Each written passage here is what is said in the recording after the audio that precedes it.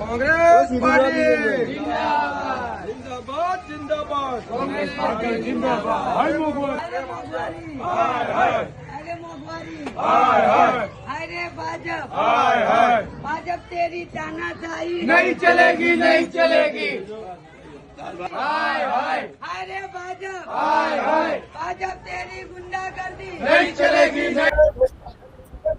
अहमदाबाद के शाहपुर इलाके में हूं। चूंकि एएमसी चुनाव को लेकर जिस तरीके से अब चंद कुछ घंटे बचे हैं, जनता जो है वो अपना फैसला ईवीएम में कैद कर देगी और हर पार्टी की तरफ से अलग अलग तरीके से प्रचार किया जा रहा है। शाहपुर में ये सीट इसलिए भी काफी सुर्खियों में रही क्योंकि यहां से कांग्रेस पार्टी ने आशाबेन, जो कि गुर्जरी बाजार के अंदर रेहड़ी पटरी लगाती, उन्हें उम्मीदवार बनाया है। अकबर भट्टी पहले काउंसिलर रह चुके हैं, ब्रिजेश शर्मा हैं और साथ में जो पैनल है वो सब यहाँ पर मौजूद है।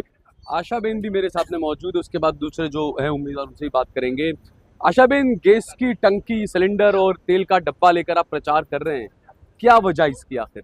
વજા એટલા માટે ફરી અમે કે એનો ભાવ ઓછો થાય, પરિવર્તન આવે।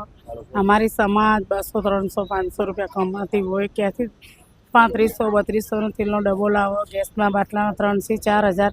આમ કે ભાજપ સરકાર કે ગેસનો બાટલો મળે છે પણ નથી મળતો। અત્યારે કે શોર્ટ ચાલે છે તો બ્લેકમાં ક્યાંથી મળે છે? 3000 4000 બ્લેકમાં તો બાટલો મળે જ છે ને, તો ક્યાંથી આવે છે? 200-300 रुपए कमाते हैं रोज का और उसमें से बोतल गैस का इतना महंगा लेना पड़ता है। તો 4000 રૂપિયા માંગે બાટલાના। અમે ખુદ ચૂલા ઉપર રાંધે 2 મહિના, એટલે અમારી પ્રજાને અમે કહેવા માંગીએ કે પરિવર્તન લાવો। अकबर भाई, पिछली बार आप बहुत कम मार्जिन से वोटों से जीते थे। इस बार आपके सामने एआईएमआईएम का उम्मीदवार भी है, 4 मुस्लिम उम्मीदवार भी है। यहाँ पर लोकतंत्र है, किसी को भी चुनाव लड़ने का तो अधिकार है, लेकिन एक टारगेट करके लड़ा जाए कि सिर्फ मुस्लिम वोटों को टारगेट किया जाए, क्या कहेंगे आप? देखो, ये जो आप सहल भाई बता रहे हैं वो भाजपा सरकार की नीति है। और मेरी बात रही तो मैं आपको ये बताना चाहता हूँ कि जब तक सामने दुश्मन मजबूत नहीं होगा तब तक जंग लड़ने की मजा भी नहीं आती। हम सरेंडर करना नहीं चाहते, ना हम किसी को कह रहे हैं कि आप सरेंडर कर दो। हम जंग लड़ेंगे और इंशाल्लाह जीत के बताएंगे। मैं मेरी पैनल के साथ फिर से आपको यही जगह पे आकर मिलूंगा और बताऊंगा कि मैं तो जीत कर आया सहल भाई, लेकिन मेरी पैनल के साथ लेकर आया। दूसरा ये कहते हैं कि शाहपुर की जो पैनल है काफी सुर्खियों में रहती है। पहले आशाबेन को टिकट दिया, रेडी पटरी वाली गरीब महिला को, उसके बाद आज गैस का सिलेंडर और तेल का डब्बा लेकर निकले हैं। शाहपुर अहमदाबाद का पुराना जो एरिया है, उस अहमदाबाद पुराने एरिया के अंदर अहमदाबाद में वो सबसे पुराना शाहपुर एरिया वो पहले से ही सुर्खियों में रहा है। बादशाहों के ज़माने से, वलियों के ज़माने से, जो बड़े बड़े नेता, बड़े बड़े लीडरों के ज़माने से, और हमेशा सुर्खियों में ही रहेगा। और रही बात कॉरपोरेशन के लेवल की, तो सुर्खियों में ज़्यादा इस तरह के मैं जिस तरह 5 साल अकेला होकर भी मैंने इन लोगों से ज़्यादा काम किए। मैं ये जताना नहीं चाहता कि मैंने किए, लेकिन जो पब्लिक ने मुझसे डिमांड की थी, जो मैंने उनसे वायदे किए थे वो मैंने पूरे किए। इससे ज़्यादा लगता है मुझे कि सुर्खियों में रह रहा है। अच्छा, दूसरा यहाँ से जिस तरीके से बीजेपी के जो दूसरे काउंसिलर हैं, जनता की काफ़ी यहाँ पर वो है कि सबसे ज़्यादा गंदे पानी का, गटर पानी, बिजली का सबसे ज़्यादा परेशानी है शाहपुर इलाके में। वो यही बात है, जहाँ पे आज हम खड़े हैं ना, वो पूरा एरिया उनके अंडर में आता था। आप पब्लिक में भी पूछोगे तो यहाँ के लोग यही बताएंगे कि आज तक हमको जो नल गटर रास्ते की सुविधा, बेसिक जो सुविधा है प्राथमिक से, वही नहीं मिली है। और सहल भाई, मैं आपको बताना चाहता हूँ कि 18,000 करोड़ का कॉरपोरेशन का बजट किस लिए बनाया जाता है? वो गरीबों के लिए बनाया जाता है, अहमदाबाद की जनता के लिए बनाया जाता है। सिर्फ बड़े बड़े वादे किए जाते हैं कि महिलाओं के लिए हम पिंक टॉयलेट बनाएंगे, सीनियर सिटीजन्स के लिए पार्क बनाएंगे, ऑक्सीजन पार्क बनाएंगे। यहाँ पे ऐसी कोई सुविधा दी नहीं गई है।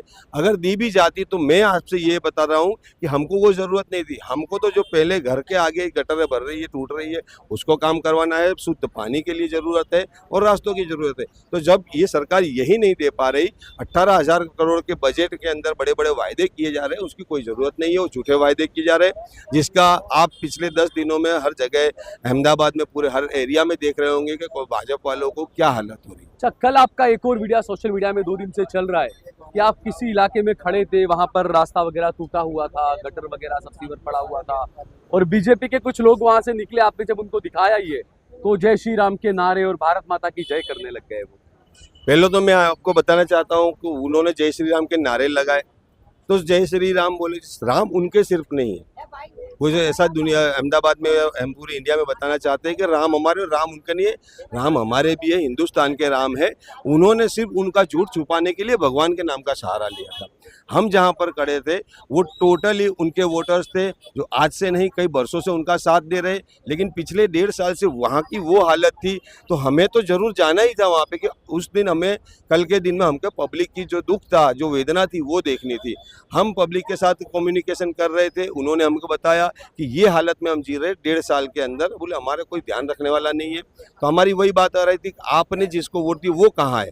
जब उन्होंने ये बताया कि वो तो आते ही नहीं है, और जो उस बात हो रही, उस बात के दौरान सडनली वो लोग आके खड़े रह गए और पब्लिक ने उनके ऊपर अटैक किया था। अच्छा, और उसके बाद इसलिए उन्होंने हाँ, नारेबाजी शुरू और उसके कर बाद उन्होंने जय श्री राम के नारे लगाए, अपना झूठ छुपाने की कोशिश की, लेकिन पब्लिक जागरूक हो गई थी, उनको वहां से मजबूरन भागना पड़ा। दी। यानी राम जो एक तरह से आस्था का नारा है, लेकिन उसको अपना भ्रष्टाचार, अपने काले कारनामे छुपाने का एक नारा बना दिया गया है भाजपा की तरफ से, ऐसा लगता है। हाँ, ये पिछले 14 साल से ही चल रहा है कि साहिल भाई, जहाँ पे इन्होंने पाप किया, जहाँ पे इन्होंने गंदगी की, तो ये तो जय श्री राम और राम के नाम पर वो अपनी गंदगी धोना चाह रहे, वो भगवान को अपने गुनाहों का भागीदार बनाना चाह रहे। ऐसा होना नहीं चाहिए। भगवान के और श्री राम की छवि अलग है।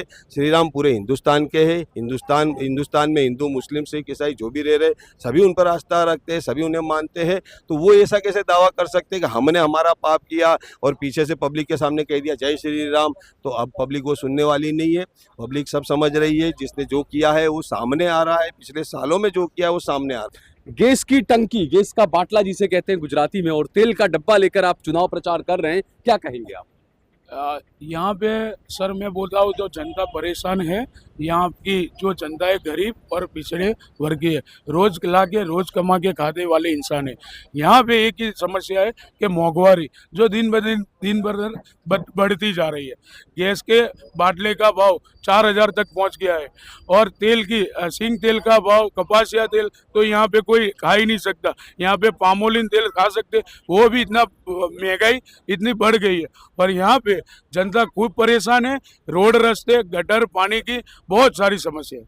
तो इस बार क्या लगता है कांग्रेस पार्टी, क्योंकि पिछली कई टाइम से यहाँ पर एक ही पैदल में से एक ही सीट निकाल पाई है कांग्रेस पार्टी, इस बार क्या लगता है? इस बार जनता का अंडर करंट जो है वो बोलेगी नहीं, बाजार में नहीं आएगी, क्योंकि ये सरकार से डरने वाले लोग हैं, गरीब पछाड़, और ये लोग डरते हैं।